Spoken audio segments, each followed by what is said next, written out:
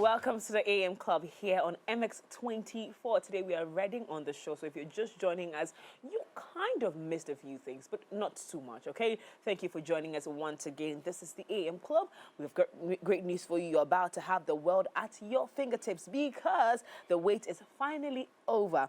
Telecel is here, and now you have everything you want and need. Quick and reliable communication, stress-free money transactions via Telecel Cash, transforming your big business ideas into success stories with Telecel Business and more.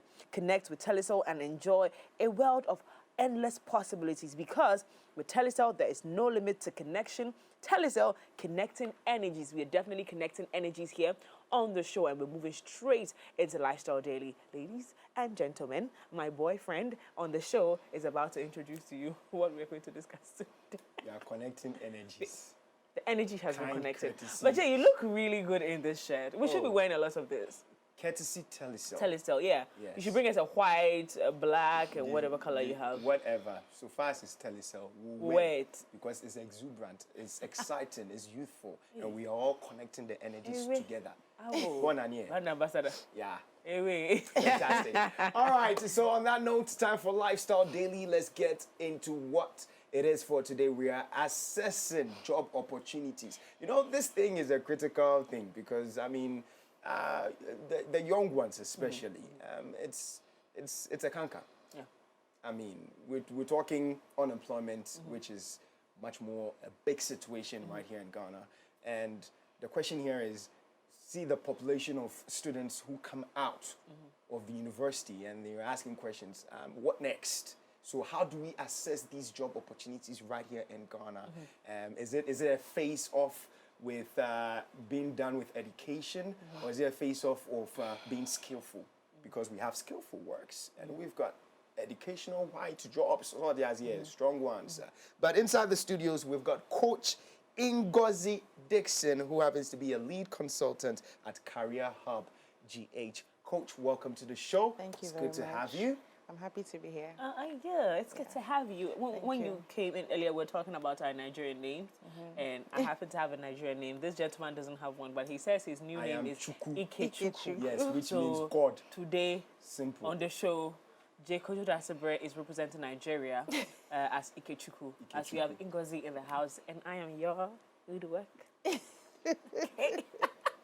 Please, how are you doing? I'm good. It's good to have you in the studio. I'm glad to be here. We're talking assessing job opportunities and some of the challenges that bother on people finding jobs in this 21st century. Because again, I found out that it's not a Ghanaian thing. It's a global canker, and it's happening in even developed countries. Let's talk about the challenges. Okay. So there is no doubt, you said it already, there's no doubt that there is a problem. Yeah. There is a high rate of unemployment. So, I mean, that requires that anyone looking for a job puts in extra to be able to stand out in the job market. So that one is a fact. So that's a starter, that's the starting point of it all. If you're looking for a job, whether actively or passively, you must know that you're up against not just people in Ghana, but globally. Because, you know, these days, jobs are going beyond borders, okay? So that one is one of the things that we have to note. So now that we've noted that, now let's come to the person looking for the job. You must identify that the challenge is in how you go towards the job you're looking for. Yeah. So it's not okay to say that I'm looking for a job, I have a CV, okay, I should get a job. You must have a plan. Yeah. And that, I think, is where the challenge usually is. Because people think that, oh, once I'm looking for a job and I apply to about 100 jobs, definitely at least one. Something must, you know. But if you don't approach it strategically and if you're not proactive, you're going to apply and apply and apply. And nobody is going to, you know, give you the response you want, which is that, I mean, you've been hired. So you keep getting job rejection. So there is a method and a certain level of madness to it that you must, you know, put together. So I think that's what we are going to be discussing as now in Ghana, do you think there are certain jobs that are hard to come by, like they're hard to access? Well, What kind of jobs are they? okay, so there is in the job market, first of all, when you're looking for a job, you must understand the job market you're working within. So understanding what goes on within the job market is very important. What jobs are available within the job market, the skills that are required within the job market, the qualifications, certifications, very important. And then the players within the job market. So you have the employers, you have potential employees or the job seekers. So you must know on each end what is required. And then in that job market, there's what we call the hidden job market. So in fact, research, shows that a lot of the jobs are not advertised. Okay. A lot of jobs that you're looking for are not advertised or posted anywhere.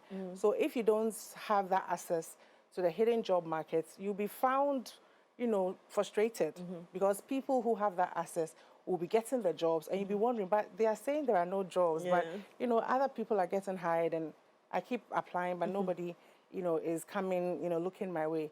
So example of the hidden job market that I'm referring to are recruitment agencies. Some organizations don't want to be overwhelmed with so many applicants coming through their system. So they would give it to, let's say, a middleman to handle, filtering the wheat from the chaff. So if you don't have that knowledge and know how to get in touch with a good recruitment agency, you'll be out of that hidden job market. And then also your network. Some jobs are actually gotten through referrals and recommendations. So if you also don't network effectively, and I say effectively with capital letters. Yes.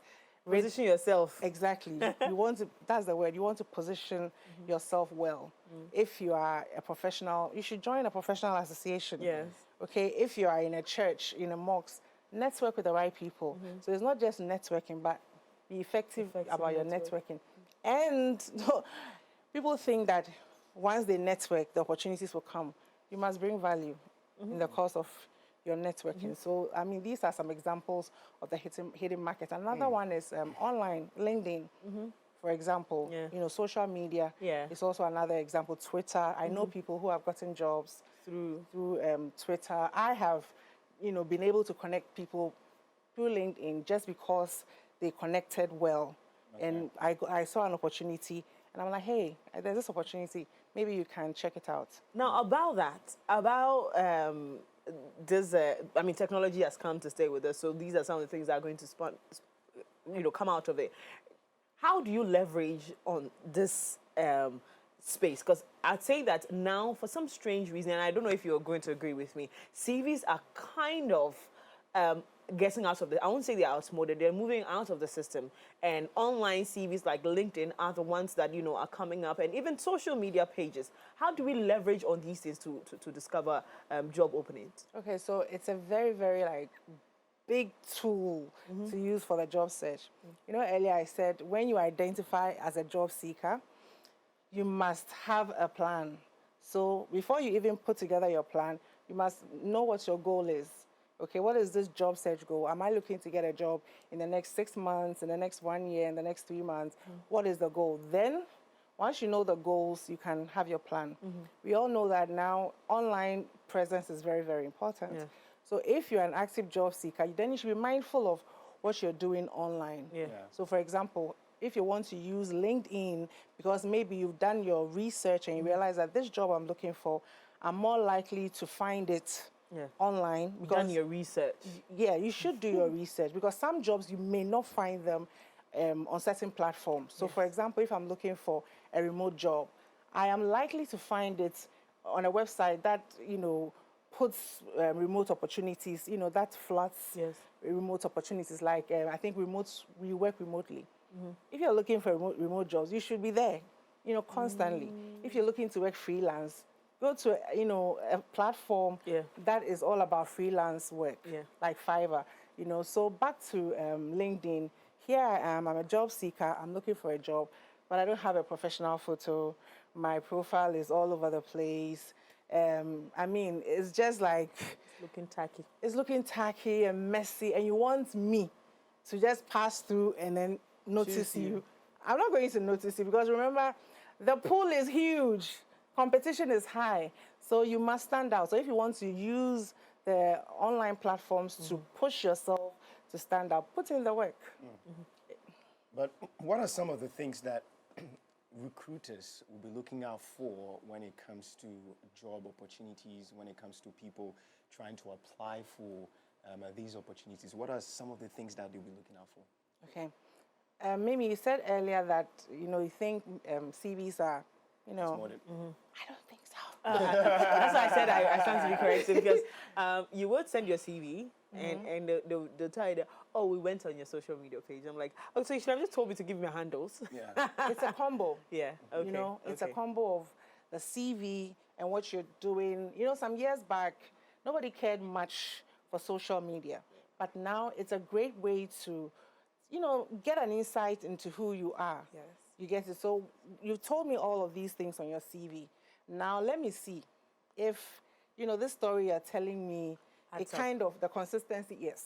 So for example, if you tell me you're very conscientious, you're somebody who is very, you're into volunteering for projects and all, and I go online and the things I'm seeing about you, maybe you tweeted, you tweeted something that says, I will never work for free. Do you get it? Yeah. You just said you're crazy about volunteering. So what was that? What was that? Yeah. So It's not adding up. it's not, the math ain't mathing. It ain't mathing at all. So it's very important that your CV, and the CV, the thing about the CV too is, I will agree with you when you say there are certain types of CVs that are outmoded.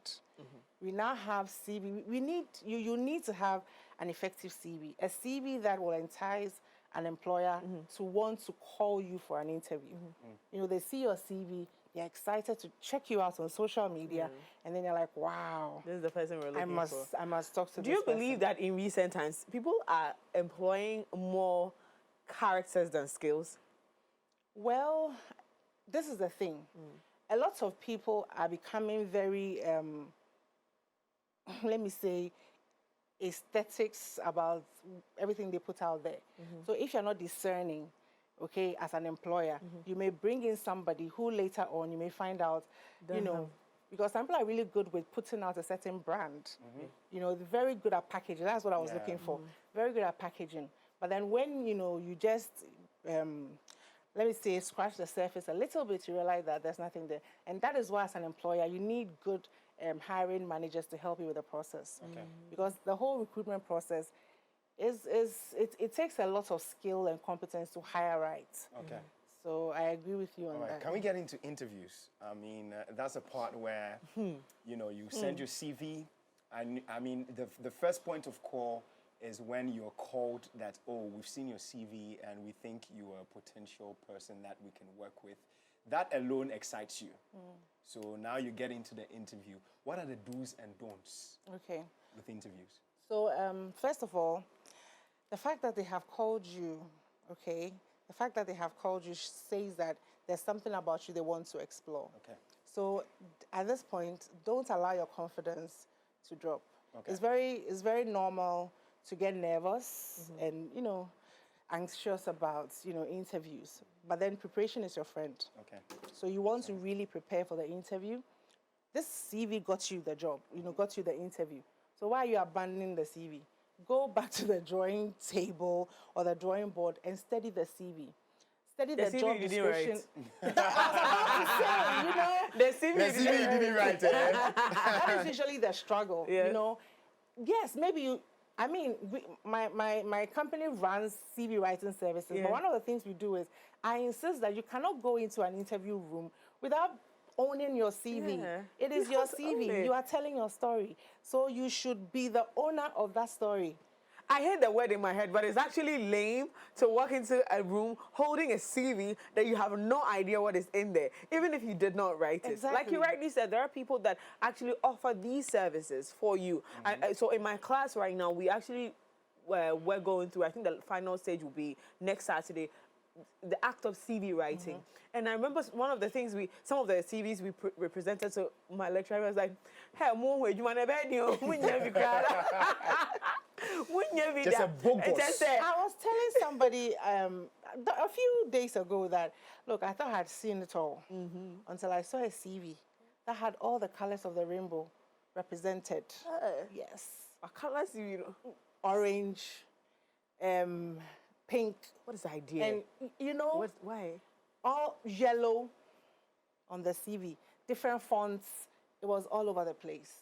And the thing is, perception is everything. So I see this CV, I have not met you. Immediately, I think you're a tacky person. Like, Like Exactly. you're not, you're not off to me. organized at all. Your Exactly. simple CV wins me out organizing. then you come, It you want to says come a and lot. organize my business with Yeah, me.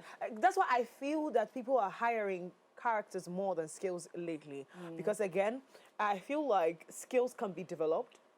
I You know, agree. every time at every like skills can be taught at every level. But if the person has a character of not, you know, maybe being consistent, being punctual, being clean, then you find it hard to work with someone like that. So I believe that's why that change has happened. What you have to say about Yeah, I that? was just going to say that that's why personal branding is very important. And again, it's not the packaging that, you know, photo shoots here. No, I'm talking about character, like you're saying. Develop your character. What do you want to stand for? When your name is mentioned in a room, what do you want people to, what do you want it to resonate with? Do you want it to resonate with, you know, laziness? Are you the kind of person who keeps your word? Are you the kind of person who says, I'll get this done by this deadline, and you're able to? And if you're not even able to, are you able to communicate and say, look, I know I said I was going to get this done by this time. Unfortunately, you know, this came up, and I have to let you know. You know, your brand is very important, because that person you're saying, you know, you ask to recommend you and they are not recommending you, maybe it's because they cannot put their reputation on the line, because your brand is whack. And they cannot back you with their hard-earned reputation, because if I recommend you and you go and disgrace me, now it all comes back to me. To me. You know, so you have to, it's not even about when you're job seeking. We should all work on building positive and good, you know, personal brands, so that An example of that is this young lady who, in my opinion, is very brilliant, because I've seen her speak a lot of times, and I think she's a very brilliant girl. Lost the greatest opportunity of her life of becoming a lawyer because of her presence on social media and the kind of things she communicated. The reverse is the person who caused that. It's also giving us inconsistency in personality, because one minute you're saying that this person is not fit for the job, then another minute you're suing government or petitioning for the same petitioning the things. Supreme Court for the same thing you condemn. So again, these characters you'd say are inconsistent characters to be employed, correct? exactly. And let me just add to this. You know, every profession has its, let's say, ethics. For example, if you're going to, let's say, what word can I use? A doctor? Let's say this job, you have to make up. Yeah. So if you say, oh, I don't like makeup, so, you know, it's take part me- of it. You know, it's a policy thing. Unless, of course, you can opt out. I don't know what pertains here. For example, if you're flying, there are, you know, rules to it. You must dress a certain way. You must even walk a certain way. certain way, You must talk a certain way. That is part of that league, you know, when you belong to that profession. So before you even enter, if I aspire to be, let's say, a doctor, there are certain things I must imbibe as a doctor. If I want to be an accountant, there are certain things. Can you imagine an accountant who cannot count? Can you Who has- imagine? can you- Can you That's imagine? impossible. you know, a Impossible. broadcaster who can't communicate. Communicate, You know, not just speak, communicate properly and properly. effectively. Yes. So it's, you know, with a profession like, let's say, law, integrity is very key. yes. You Yes. know, And that was his argument. yes, you know, he integrity is key, and there are ethics that guide every yeah. profession. So I feel like if you want to enter that, you know, profession, know the ethics, know the code of conduct, and then be willing and ready to Abide If by you're an it. engineer, when you go on field, you have to have your heart out.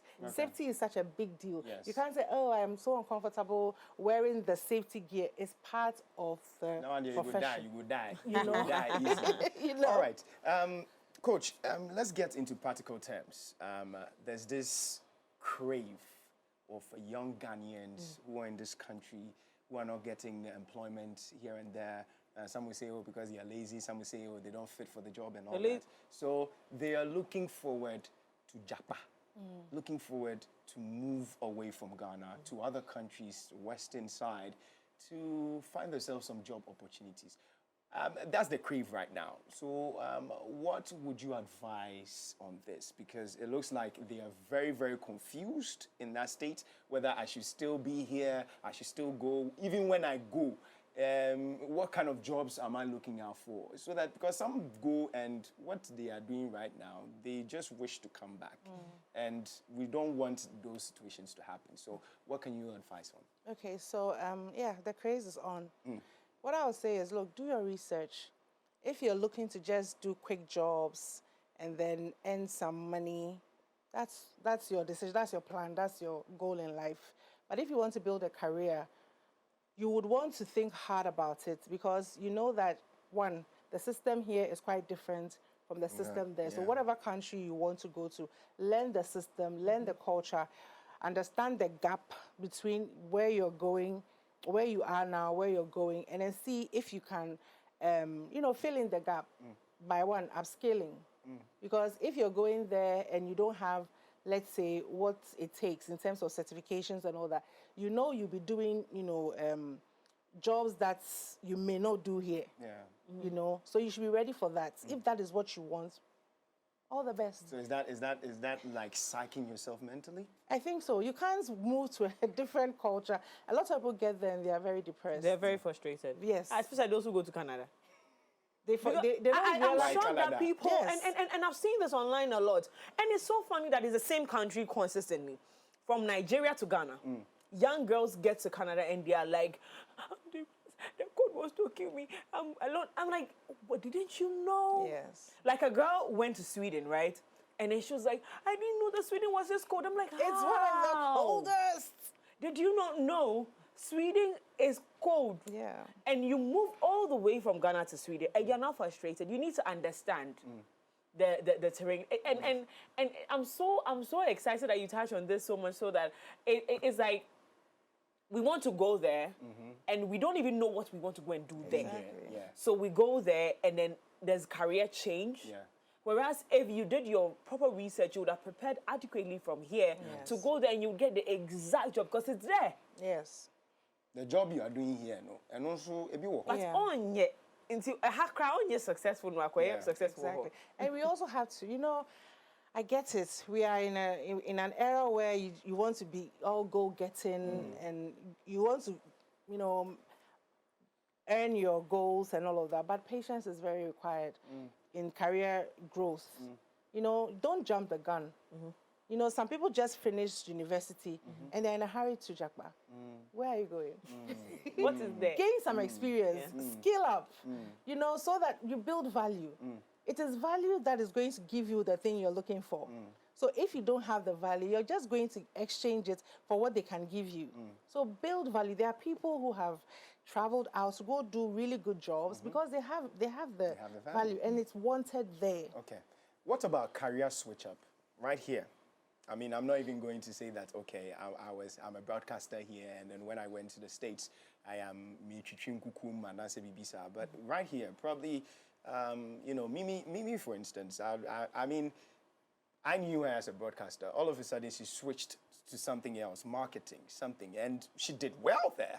So I'm like, okay, girl, what did you do right? What is it that you need to do when you're switching up careers, not to fail at the end of the day?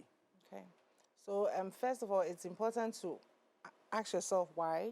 Why do you want to transition in the first place? What is it that is calling you to the other side? It's very important because, one, it could be a spur of the moment decision. It could be that you're responding to, a stimulus or something that is happening to you. So you really must know, why do I want to move? And then when you do understand why, please have a plan. And you must know that it's not going to be immediate. You have built something for yourself on the other side that you want to move from to. I don't know if that makes sense. So you should know that it's also going to take you some time to build up, so have a plan. And then there's something we call transferable skills. Okay? There are skills you have gained over the years that you can easily make use of, on the other side. For example, as a broadcaster, communication skills, very, very needed. So it's easy to tap into the marketing Exactly. field. Interpersonal skills, very, very needed. Adaptability, because I know that as a broadcaster, at any time you have to be able to switch it up and adapt to, the environment you find yourself in. Marketing is quite like that too. So the transferable skills you have gained, identify them, list them, and then do a skills audit. Now, okay, where I'm going, what is it that I need that I don't have? How am I going to get these? Do I need to get certified? Do I need to reskill? Do I need to upskill? Know all of this and be willing to learn. Yes. And you have to network right. Yes. The right people. And be humble. No. This one, you can't say it like that. No, that one is a Let me say it for conversation. you. Please do. With this, my energy.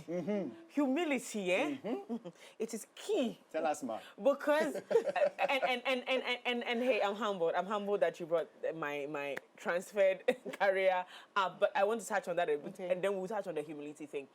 I think that what happened to me at the time, and you said it as though you knew me in your submission, and so that says that you know your job. When I was moving from broadcasting to corporate marketing and branding, it was really, in people's minds, it was hard. Like, how are you going to do this? You've always been, and you talk, I'm like, it's not hard in my head. So mentally, I had prepared myself for the switch. Then what happened on the job is what we're going to touch about, the humility. Because when I got on the job, I was already known in the media space. Ma'am, I'm a celebrity. What are you talking about?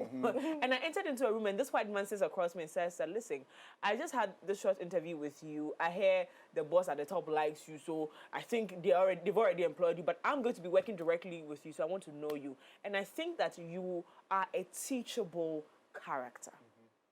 Because you just told me what you do, and in my head, when I was told who you are or who you were, I thought, this person will be very difficult. I mean, to be too no, But then when I sat with you, I realized that you were a teachable character. I hope that's who you are. 6 months down the line, I got 2 promotions in 6 months. Wow. And this was why. He said, you've outdone yourself in this area. There's no point to be here. I started as a sales executive. And this is really funny. There's an industry called the modern trade in sales. So the modern trade is supposed to be like the supermarkets, the malls and stuff like that. So you distribute to those people. Then I moved from modern trade to marketing to branding in the space of 6 months. And this was why, because it felt like you're wasting time in modern trade. You're wasting time. This comes too easy for you. Did you used to sell? Did you used to sell chakwas? I used to sell chakwas. So that's why. And I've done that. And then I moved to the marketing bit, and it was like, oh, this girl is actually, but it was because I felt like, maybe I felt little at the time, so I felt like I needed to go down to get the skill. The humility bit is everything. Because even if what say why once you are humble, you'll be able to acquire skills that people that have gone for masters and stuff don't even have. So thank you for bringing that up. I want us to backtrack a little bit with the interview. I saw that, on Twitter, somebody was like, you going for the job, yes, you'll be asked questions, but you going for the job, you would also have to ask questions. And my question here is, what type of questions are you supposed to ask? Okay, so first off, let me just do like a quick overview with the interviews. You should anticipate common interview questions. Like, the tell me about yourself, why should we hire you? I mean, these are very common ones. And then the very technical ones that are very linked to the core of the job. And then you also want to know, because remember that it's not just about them, it's also about you. So you want to ask questions like, what are the expectations of them, of you in the first 90 days? This helps you to have an insight into what they would have you achieve. So it's like an apport. You're getting a report as to what would put you in their good books for the first 90 days. You can also ask them that what are the current challenges they are facing, the departments we're probably hiring for. What is the current challenges that they are facing in that department? It's a great question. It also gives you an insight into what you're going to be up against when you go there, so that you prep yourself mentally, you prep yourself, with ideas, and then your skills, which the mix you're going to need to be able to do a good job. And then also you want to ask them for feedback. Okay, that's also one good thing. If there is any advice they can give you based on your performance, if there is anything they can tell you, that's also a good way to get to know where their mind is at, when it comes to you. Yeah, I think, but don't go asking questions about salaries. Yeah, why Yes. not? Why not? Always let them lead. Okay. Let them lead with that. Let them lead with the money questions. Let them lead, and then because the assumption and the advice is that you do a great job of researching salaries, the ranges. Do a great job of it. Find out from industry, find out from the company if you have access to. Okay, get a range, and then yourself, value yourself. What do I have to offer, and how much do I think my value? Yes. Then do your plus and minus. Sorry, there's a big conversation with that, and I want us to just clarify it because people get confused. They're like, okay, some are like, overprice yourself. Like, yeah, show them, say you, this is what you are worth. You get it. And there's also like, don't say too much, and I mean, though at the end of the day, they'll be like, well, we cannot even pay this person. Where do we? Okay, so ideally, they should be able to give you their salary range. Okay.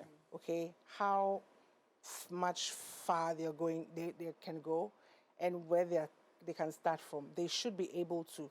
So you can request for that. But then also, when you're doing your research, and this is where I think a lot of job seekers get very lazy, because this is the thing. You're looking for the job because one of the main key reasons is you want money. So why don't you put in the work? Talk to people. I'm applying for a job as, let's say, an accounts clerk. It's an entry-level position or a mid-level position. And with this company, can you please, can I get any feedback as to salary range? They will tell you, oh, okay, for this role and the job description I'm looking at, a range between so and so is okay. Then you ask another person, same thing.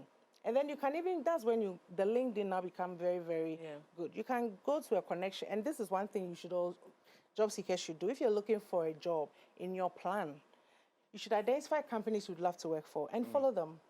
And follow some of their employees. But please, don't be a nuisance. Okay. So you can, DM and say, oh, I've just applied for a job, and I would love any advice you could give me, especially with regards to, salary range. What would you advise to help me craft, a good negotiation, offer? But Mimi, have you ever been faced with a slap on you that, how much are you expecting? Yes. And what was your reply? I Did you give them a range, or did you throw it up to them? No, I actually asked for their offer. Okay. Yes, and it became the, okay, you answer kind of situation, Yeah. because I wasn't expecting that question. They asked me, how much are you expecting to be paid? And they do that to put you in a difficult position. And then I said, oh, what is your budget for my position? And they said, no, what are you expecting? We don't have a budget. We don't have a, you can even work for free. I said, okay, if that's what it takes. And the lady looked at me. Her name is AC, and I know she watches me a lot. So I'm saying this so that she knows that I remember her. It's AC Nyami or something like that. Yeah, in one of the media firms. And I was like, she was like, I was like, you're trying to put me in a difficult position. If you don't have a budget, then I'm going to work for free because I'm passionate about this. She was like, okay, you're different. And I said, oh, because you don't get this, even in abroad, you don't get this. You don't get anybody telling you that even if I want to work for free, I'm like, okay, it's not entire. Obviously, I want to be paid. Yeah. Obviously, I want to be paid. I know you're not going to let me work for free, but you have something you're looking at paying someone in my place. If you're not going to tell me, and at the time, to be honest with you, I didn't have any in mind. But Is that right? that style may not work for anybody. Yes. Because there are some, unfortunately, there are some employers who will say, but you said you would work for free. Yeah. They will take you they'll at take your you by word. word. So it's important to research, and it's important to let them give you the offer. And look, if you know what you carry, the value you carry, at a point when they tell you what they will offer you, and you say, no, I think I am worth more than that, and you know, because you can let them know the value you're bringing and how you're going to earn that amount. It doesn't and show more. any arrogance. No. Of course, it's the way you would say it. Okay. You have to be assertive about it, but respectful about it as well. So you can tell them, look, this amount you want to pay me, I can earn it plus some. You know, so I'm willing to take this because I feel like, you know, I deserve that. yes, I deserve this amount. Wow. In your opinion, have we covered a holistic conversation for someone who's looking for a job? Well, somewhat. Somewhat. I mean, we talked about CVs, but not in depth. Now let's touch on that briefly before we wrap up the conversation, okay? I know my producers are going to kill me, but please highlight like two major mistakes in these areas. Let me put this. I put this down: application process and interview process. Okay. Two major mistakes that people consistently do, or consistently shows up in job seekers. Okay. So number one, people should realize that the system of applying for jobs are now somehow being taken over by robots. Okay, there are lots of companies using what we call the ATS, applicant tracking systems. So before your letter makes it to the HR manager's table, the robot will deal with you. So it will filter you out if the CV is not ATS compliant. And there are certain things you have to have or you have to do to make it compliant. Okay, the format you use, you know, making sure that it's keyword optimized. And the formula for this is study the job description and tailor the CV to the job description, you know, requirements. That's where it increases your ranking. Your chances, yeah. You know, and then on the CV, please, you have to keep it very relevant. The information. There are people who have information on their CV that is not relevant. Recruiters don't have time. They are saddled with a lot of work. So you want to give the recruiter a head start, a good head start. They look at your CV, they scan it for 7 seconds, and they're like, wow, this is good. I want to read this. They put it aside to, you know, really, scrutinize. exactly. Yeah. So give yourself that opportunity to stand out. So you said two, so those are the two. Okay. And then for job interviews, same thing. Study your CV. That is what got you shortlisted. Yeah. Don't leave it behind. Study it and then study the job description and be confident. Confidence is a great way for you to stand out. So be confident. When you go in, you want to mind your body language. Very important. Body language speaks volumes. So eye contact is very important. And then also, when they ask you questions and you're nervous, it's okay to pause and think before you speak. It's okay. It's okay to do that. And practice your interview questions. Don't think, oh, when I get in the room, you'll be shocked. So practice your interview questions, write it out, memorize it, but don't go there and do chew and pour. It's your story. Yes. You know, so you should be able to tell your story. And that's a problem.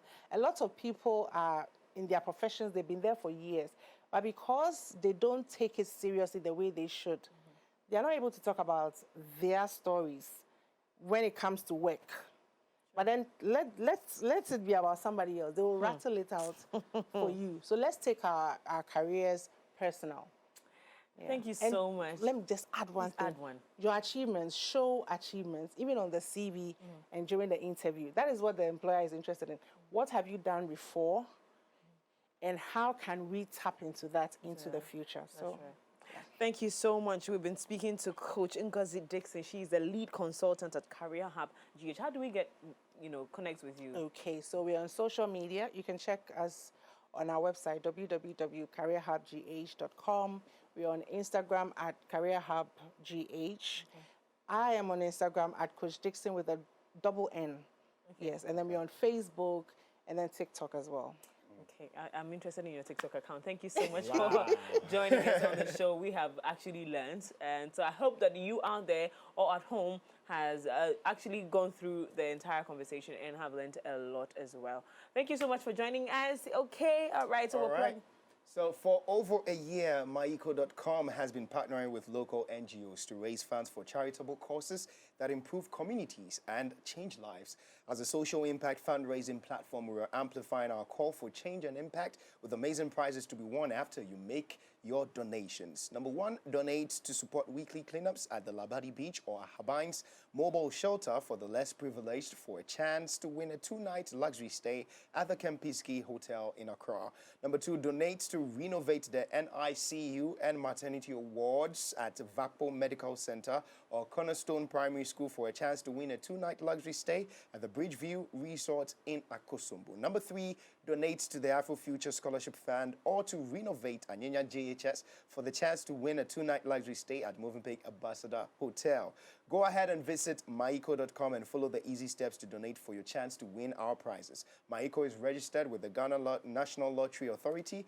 Maiko Empowering Society to Dream Big. This promo is regulated by the NLA on the Caritas Lottery platform. Terms and conditions definitely apply. Still more to come, but this one is something I need you to be, in fact, to understand, because we're having fun with you. MX24 and Travel with Drew present Easter in Abri on Monday, the 1st of April. We'll be headed to the hills of Abri for a full day of fun, adventure, and relaxation. Starting off from Accra at 6:30 a.m. Activities will include breakfast and fun at Abri Gardens, quad biking rally, a cinema waterfalls experience, and games at Safari Valley. The tour package comes with transportation, breakfast, snacks, drinks, lunch, and entry free for all activities. Easter in Abri is brought to you in partnership with JP Fuel, Aquaba Travels, and Navigate Ghana. In its refreshment, it is refreshed by Cheer Up Beverages, Mesdo Bisab, Portions Gardens, and Ayeko Plantain Chips. Don't miss this opportunity. It's only 1,000 Ghana cedis. That's all. You're going to. I'm telling you, Safari Valley is not a cheap place to be. I'm telling you, you can't enter Safari Valley just like that. That's They're taking all. you on all these amazing places with just 1,000 Ghana cedis. Join us. Let's have fun on the 1st of April. Yes, and the number to actually just pay your 1,000 very, very, very fast is 059-229-2746. 059-229-2746. Now we get to plug. Yes, we're plugging into something nice. Something nice. What are you plugging into today? Okay, we'll do that after this.